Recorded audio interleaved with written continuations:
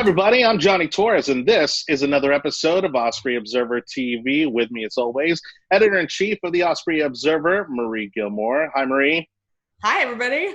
You've lined up an amazing interview, and I'm not underselling that or overselling that at all. We're talking to a couple that has quite literally achieved the dream that many only talk of, and that is to just travel the country, and best part of all, at no debt. Afterwards, and it's a remarkable story and a local one. So Marie's got that interview now.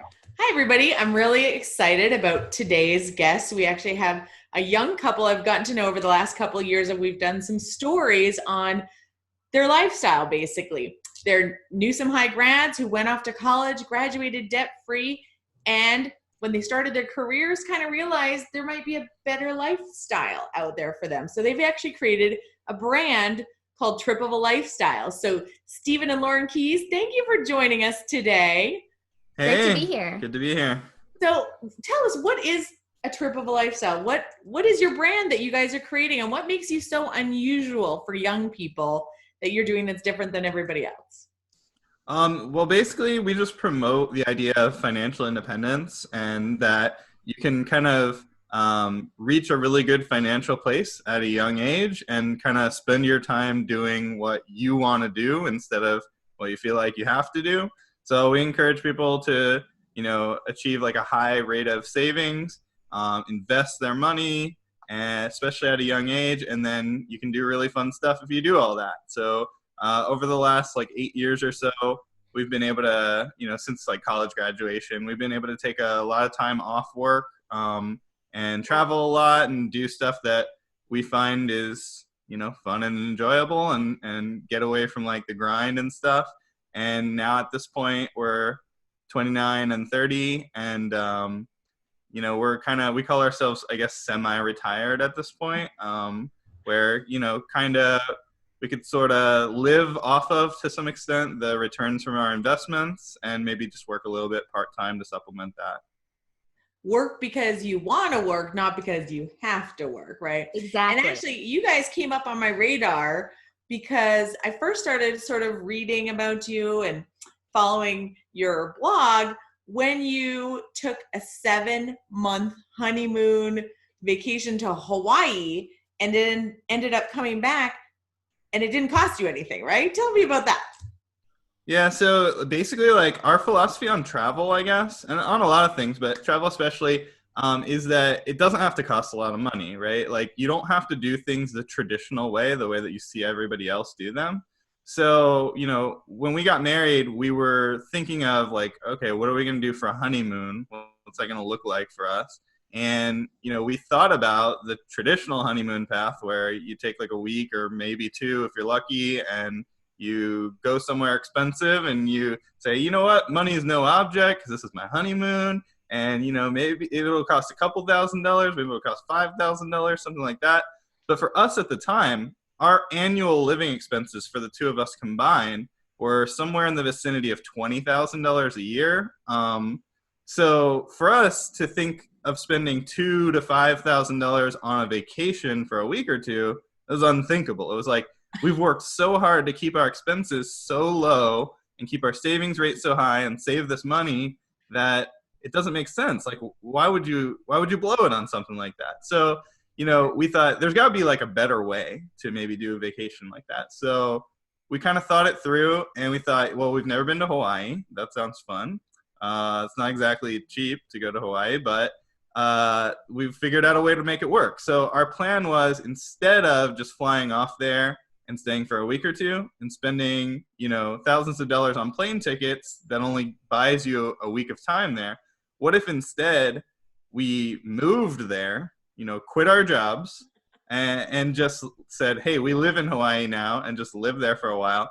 And the purpose of that is living more like a local, renting an apartment instead of paying for hotels every single night, buying a really cheap used car while you're there instead of paying a car rental every single day that you're there, and buying used bikes off of Craigslist instead of, renting them again once a day, stuff like that. So you turn these vacation fees that people are usually willing to pay any price for, and you just say, well, I can do all that same stuff for the same price I do it at home if I just choose to live there like a normal lifestyle, right? So that's kind of our philosophy on travel, is to do like a long-term travel, because it costs much less per unit time. You get more value out of every dollar per day, right? Right. So Brilliant. when you guys decided to go on this adventure, and you, of course, you just mentioned Hawaii and the honeymoon, was that at the top of your list? Or once you kind of figured out, hey, this could actually work for us as a lifestyle, you know, what was number one at the top of that list for you guys? For travel? Yeah, for travel or activities, what was kind of like your top bucket list item? Well, I think, honestly, we didn't like have a specific list of stuff. And actually, it's kind of funny because Hawaii just like came out of the blue. We were like, Pretty random. like, hey, what do you think about Hawaii? We've never been there. All right, sounds good. Like, it was pretty much that simple. But we definitely got inspiration from a road trip that we took right after college graduation in 2012. So we actually took a 45-day road trip back then in a little Honda Civic, and we slept in the back of the Honda Civic for like 2 weeks on that trip. And but anyway, we drove all the way from Florida to Alaska and back over a 45-day period. And so along the way there, like, we just kind of got addicted to this feeling of like freedom and doing whatever you want every day. Yeah, just, you know, being out there. And we also got the chance to see like a couple national parks along the way, which were like really, really impressive and amazing. And just driving across the country and realizing like, whoa, there's so many different landscapes, and there's so many different things to see just in our own country. And so that's been part of our travel adventure too, is we've mostly stayed in the United States so far. Again, because you get more value out of every dollar because you don't have to fly somewhere, with the exception of Hawaii, right? Doing road trips is pretty cheap. So that's one of our favorite ways to travel. Not that we would never travel internationally, but it's a lot cheaper to do road trips. And to your point, you know, once we came back from Hawaii, we did go back to work, back to the savings grind. And after we were getting a little burned out on that, we did start thinking about some bucket list items. And that's how we came up with our national parks trip. Last year, we went to every national park in the country. Wow. Wow, that's pretty amazing. I do want to hear a couple of details about that, because that's something that people usually work their whole lives to do, right? I'm going to go to every national park. I'm going to do one park per year, maybe make it part of my life, my vacations, but I'm going to strive to do this in 20 years. But you guys did it in a span of a few months. And again, you made it a lifestyle choice and sort of stopped everything and made it your mission. But I want to hear you describe this trip, because you didn't just do the national parks that are domestic, right? You did every single national park. And I don't even think I knew there was some of them over that you had to fly to. So tell me a little bit about that trip. Yeah, so as I mentioned before, you know, we got back to work right after Hawaii. We were really excited, reinvigorated to like, let's do this. We can crush our financial goals if we just, you know, keep our nose to the grindstone. And so after a few more years of that, of course, we were like, all right, what if we did something like Hawaii again? What if we took another little sabbatical, 6-7 months? What could we do in that time? And, you know, we looked back to our graduation road trip that Stephen mentioned. We're like, you know, road trips might be a better way to cover a lot of ground. We had been to some national parks. When we were in Hawaii, there's a national park there. It was amazing. And we were like, how many are there? You know, could we road trip to all of them? Is that a thing? And then, you know, as we were planning, it made sense. And we started mapping it a little bit. And we were like, you know, at the time there were 59. They started adding more while we were on the road. We literally ended up going to 62 national parks, even though we had originally planned for 59. But in the planning stages, we were like, you know, over a 6-7 month period, maybe 8 months, you know, we could probably do this. And then we started looking at how to keep it cost effective. And that's how we decided to live out of a van. So we got a really cheap used Nissan cargo van, really compact, like just big enough in the back for Stephen to lay lengthwise.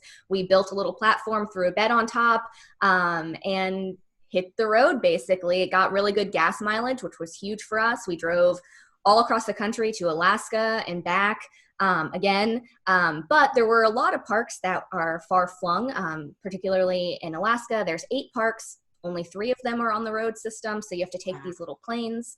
That's just like us and the pilot into these remote parklands. There's also a park in American Samoa, which is just as far of California to Hawaii, but then double that again. And in the middle of the Pacific, it's closer to like Australia than us. And then of course the parks in Hawaii and the Virgin Islands. So we did do a lot of flying, but the majority of our trip was in the van and therefore really cost effective. Most of our really big expenses were those flights and the hotels on those islands. Well, and you're still so young.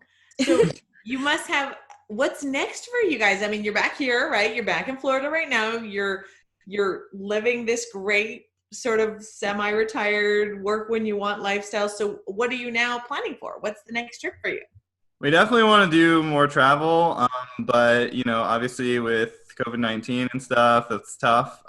So we're just kind of taking like short day trips and stuff around Florida, going to the beach and stuff like that, and working on our blog and trying to really encourage other people to kind of make some of the same choices if that's what suits them, and show people, you know, how do you invest money, or how do you, you know, save more than half your income, or, you know, all that stuff, and just try to encourage other people, especially young people who have a lot to gain from really focusing on their finances, and just show people what's possible and try to help people do it.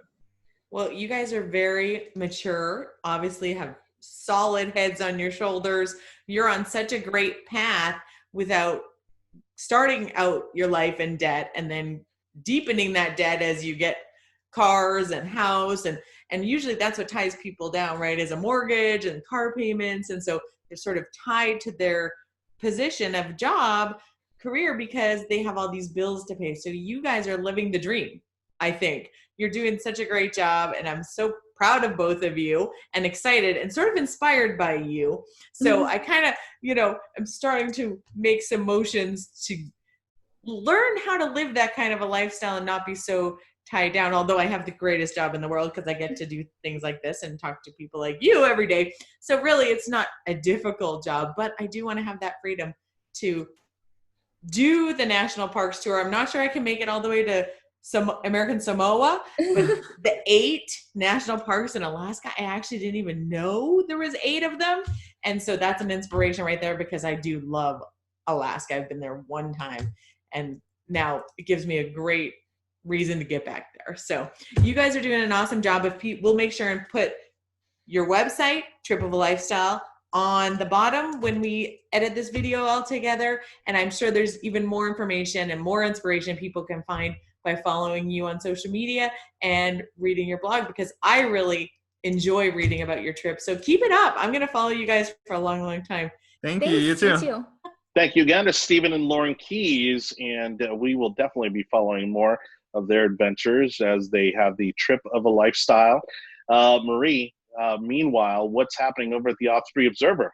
Oh, we've got some great stories that we've been working on lately. So we've got a company that started when a son started a red velvet cupcake company to support his mom while she was going through cancer treatments. Mom's doing okay, and the company has lived on. And in fact, yesterday at our offices, we had a delivery of those red velvet cupcakes, and they are amazing. So, and you didn't share. I shared them with the staff. I did. I'll try to share one virtually with you over there. There we go. We've also got the Riverview Chamber of Commerce is doing a Taste of Riverview. This is a virtual event. You just have to put a hashtag GRCC, Taste of GRCC, and there's 40 restaurants participating, and they want people to tag, to post, to show pictures of up to 40 different restaurants in Riverview, and there's prizes to be won, and it's just a lot of fun and another great booster for our local restaurants. And many more stories. With the explosive growth that we've had, you know, in East Hillsborough County, you know, it's amazing that you can hold such an event like that. But I will tell you that one of the benefits of that growth is the amazing restaurants that have come into the area, you know, within the last 5+ years or so, especially in Riverview. So good luck to the Riverview Chamber with their virtual event. For more stories like this and to find out what else is going on in your community, don't forget the best source is Osprey Observer. You can find all these stories and more at ospreyobserver.com. Until next time, I'm Johnny Torres with Editor-in-Chief Marie Gilmore. We thank you so much for watching. See you next time.